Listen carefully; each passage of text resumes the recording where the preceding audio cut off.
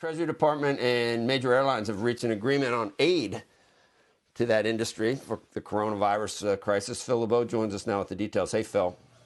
Hey, Joe, this is for the $25 billion in payroll grants. And remember, 70% of this is money the airlines will not have to repay. The 30% is money that will have to go back to the Treasury in the form of low-interest loans. When you look at the airline stocks this morning, they're all indicating that they're going to be opening substantially higher, in part for a couple of reasons. One, there is certainty over the next several months in terms of being able to meet their payroll obligations. And two, the dilution looks to be a little bit less than what people were expecting as they were negotiating all of this. So we're going to run down some of these. 10 airlines in all will be receiving billions of dollars from the federal government. We're not going to do all 10 of them, but let me give you some of them. Delta receiving $5.4 billion in a payroll grant. And then you've got Southwest, $3.2 billion in a payroll grant. And American Airlines will be receiving $5.8 billion.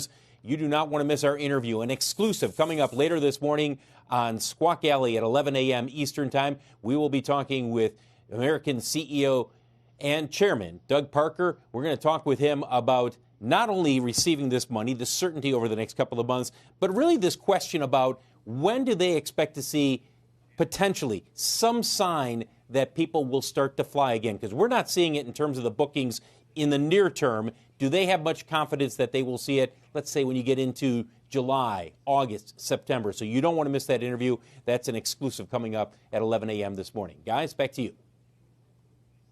Hey, Phil, before you go, two things. I was trying to do some math on these warrants that were disclosed last night, and it appears to me that it is a bit of a fig leaf to the taxpayer, if you will, in this instance.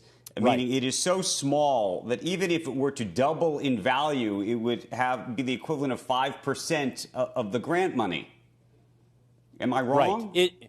No, you're correct about that. But this is, I think, the Treasury Department's view was the taxpayer should get something. And you really didn't hear too much complaining from the airlines. And when I talked with the executives, they said, that's fine. We understand the warrants. We understand that the government needs to feel that the taxpayer is receiving something. The bigger concern for executives has been, and we reported this starting back Thursday and Friday of last week when the terms first came out, it's the fact that 30% of the money that is being given to each airline will come in the form of a loan. And why is that a big deal? These guys already have taken out, I think, $33 billion just since February in terms of debt instruments. And now you're asking them to take out more. And, oh, by the way, some of these airlines have made it pretty clear they're going to have to borrow more, let's say, in a month or two down the road. So it becomes a question of how much debt do you want the airlines to take on? And that's what the airlines were concerned about with the way this was structured.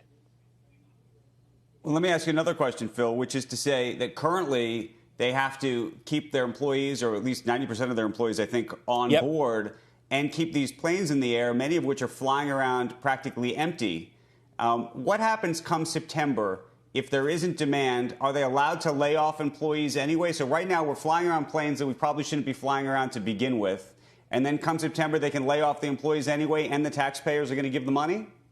Well, the agreement here on these payroll grants is that there are no mass layoffs before September 30th. But look, if we see levels of passengers on planes where we are right now, and I think that the other day it was 95, 100,000 people for the entire country who were being screened by the TSA. If we're still seeing that in September, the airlines are going to be facing some tough choices in terms of having to cut their payroll, potentially with some layoffs. But for now, these grants are doing what were intended, which is lock in the payroll. And don't forget, you've got tens of thousands of employees at these airlines who have already agreed to take unpaid leaves of absence. So that helps the airline. It relieves a little bit of pressure. And in terms of the empty aircraft, Andrew, they've already stripped down to a bare minimum schedule. Doesn't mean it's good what we're seeing out there, because it's not. You're not seeing many people on these planes. But it's a far lower level of flights than we saw a couple of months ago.